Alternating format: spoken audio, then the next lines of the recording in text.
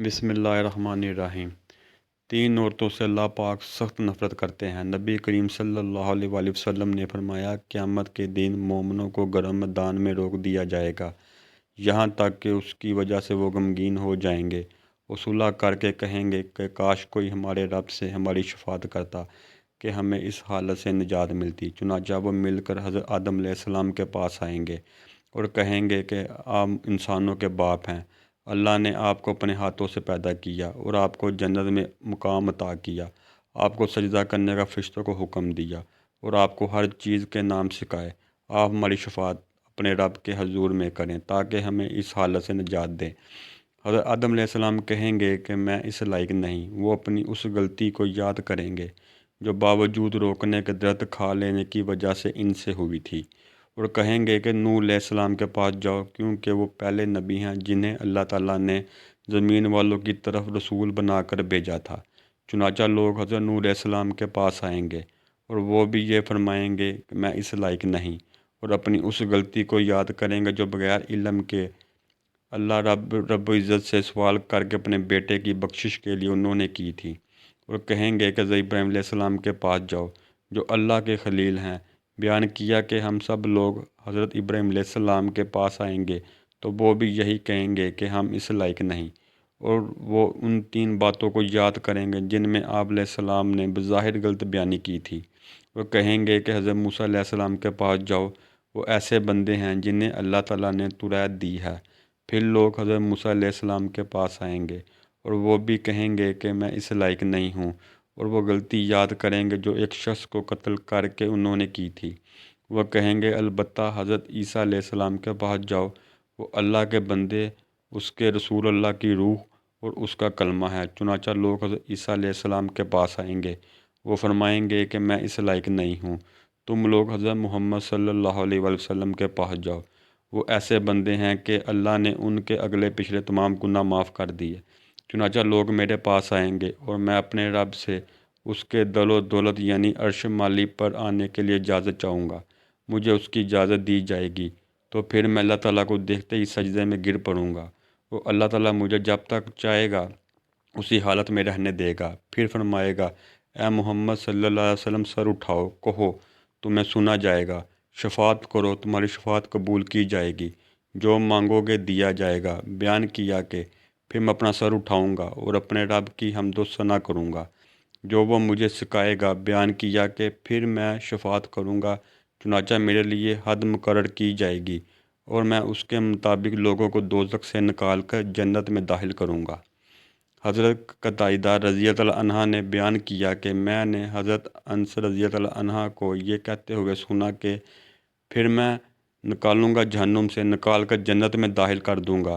پھر تیسری مرتبہ اپنے رب سے اس کے در و دولت کے لیے اجازت چاہوں گا اور مجھے اس کی اجازت دے دی جائے گی۔ پھر میں اللہ رب العزت کو دیکھتے ہی اس کے لیے سجدے میں گر پڑوں گا اور اللہ تعالیٰ جب تک چاہے گا مجھے یوں ہی چھوڑے رکھے گا۔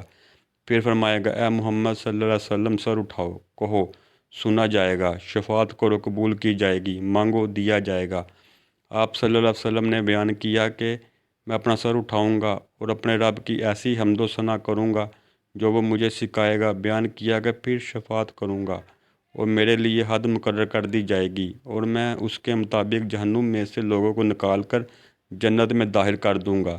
حضرت قتادہ رضی اللہ عنہ نے بیان کیا کہ میں نے حضرت انس رضی اللہ عنہ کو یہ کہتے سنا کہ پھر میں لوگوں کو نکالوں گا اور انہیں جہنم سے نکال کر جنت میں داخل کروں گا، یہاں تک کہ جہنم میں صرف وہی لوگ باقی رہ جائیں گے جنہیں قرآن نے روک رکھا ہوگا، یعنی انہیں ہمیشہ ہی اس میں رہنا ہوگا، یعنی کفار اور مشرکین۔ پھر آپ نے یہ آیت تلاوت کی جس کا ترجمہ ہے، قریب ہے کہ آپ کا رب مقام محمود پر آپ کو پہنچائے گا۔ فرمایا کہ یہ وہی مقام محمود ہے جس کے لیے اللہ تعالیٰ نے اپنے حبیب صلی اللہ علیہ وآلہ وسلم سے وعدہ کیا تھا۔ اللہ تعالیٰ اپنے جن بندوں سے پیار فرماتے ہیں ان کی نشانیاں نبی کریم صلی اللہ علیہ وسلم ذکر فرما دی ہیں۔ اس طرح نبی کریم صلی اللہ علیہ وسلم نے اللہ تعالیٰ کے مبعوث ناپسندہ بندوں کی علامت بھی ذکر فرما دی ہے تاکہ انسان اپنے آپ کو ان برے اوصاف سے بچائے۔ حضرت ابو ذر غفاری رضی اللہ عنہ سے روایت ہے کہ نبی کریم صلی اللہ علیہ وسلم نے فرمایا 3 طرح کے لوگوں سے اللہ تعالیٰ محبت اور 3 طرح کے لوگوں سے اللہ تعالیٰ نفرت فرماتے ہیں۔ جن سے اللہ تعالیٰ محبت فرماتے ہیں ان میں سے پہلا وہ شخص ہے جو ایسی قوم میں رہتا ہو اور جس قوم کے پاس کوئی شخص رشتہ داری اور قرابت داری کی بنیاد پر نہیں بلکہ محض اللہ کا واسطہ و قسم دے کے کچھ مانگنے آیا ہو، اور وہ قوم ایسے شخص کو دینے سے انکار کر دے، اور یہ شخص علیحدگی میں اس مانگنے والے کی اس طرح مدد کرے کہ اللہ تعالیٰ و مانگنے والے کے علاوہ کسی کو اس بات کا پتہ نہ چلے۔ دوسرا وہ شخص جو کسی ایسے قافلے میں شریک سفر ہو کہ وہ قافلے والے سفر کی تھکاوٹ کی وجہ سے رات کو سو جائیں، اور یہ شخص اللہ کی طرف متوجہ ہو کر کلام اللہ کی تلاوت میں مشغول ہو جائے۔ تیسرا وہ شخص جو ایسے لشکر میں شامل ہو جس کو میدان کارساز میں شکست ہو گئی ہو، لیکن وہ شخص بھاگنے کے بجائے سینہ سپر ہو کر آگے بڑھے، یا تو قتل کر دیا جائے یا پھر فتح و نصرت اس کے قدم چوم لے۔ نبی کریم صلی اللہ علیہ وسلم نے فرمایا 3 طرح کے لوگوں سے اللہ تعالیٰ مغفرت کا معاملہ فرماتے ہیں۔ پہلا وہ شخص ہے جو بوڑھا ہو جائے پھر بھی زنا کرے۔ دوسرا وہ شخص جو فقیر و تنگ دست ہو پھر بھی تکبر کرے۔ تیسرا وہ شخص جو مالدار ہو لیکن دوسروں پر ظلم کرے۔ پہلا مبعوث تو وہ شخص ہے جو بوڑھا ہونے کے باوجود زناکاری کا مرتکب ہو۔ دوسرا مبعوث وہ بندہ ہے جو تنگ درست ہو پھر بھی تکبر کرے۔ تکبر کرنا ویسے ہی بہت بڑا گناہ ہے، لیکن ایسا شخص جس کے پاس اسباب تکبر بھی نہیں ہیں وہ پھر بھی تکبر کرے تو اللہ رب العزت کی نگاہ میں قابل نفرت بن جاتا ہے۔ حضرت عبداللہ بن مسعود رضی اللہ تعالیٰ عنہ سے روایت ہے کہ رسول صلی اللہ علیہ وسلم نے فرمایا وہ بندہ جنت میں داخل نہیں ہوگا جس کے دل میں رائی کے دانے کے برابر تکبر ہوگا۔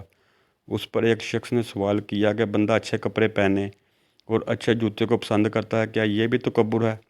آپ صلی اللہ علیہ وسلم نے جواب دیا کہ نہیں، اللہ جمیل ہے، وہ حسن جمال کو پسند فرماتے ہیں۔ تکبر یہ ہے کہ بندہ حق بات کو قبول نہ کرے اور لوگوں کو ذلیل سمجھے۔